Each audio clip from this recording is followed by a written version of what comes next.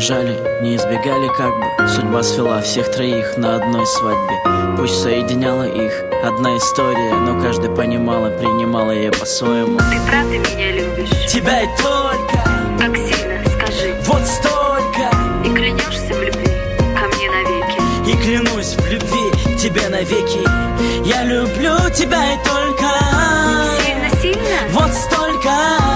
Сильно-сильно? Вот столько. Сильно-сильно? Она любила мультики, не Диснея, а союз мультфильма. Чуть наивно, витала постоянно где-то. И, может быть, летала б дальше в облаках, как окрыленная. Но полюбила далеко не ангела, а приземленного.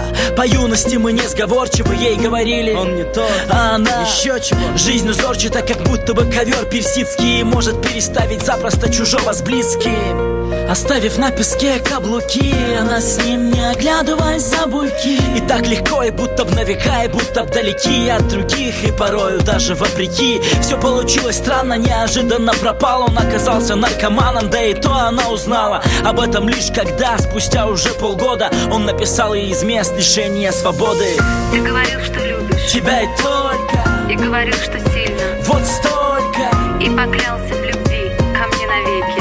И клянусь в любви тебе навеки. Я люблю тебя и только.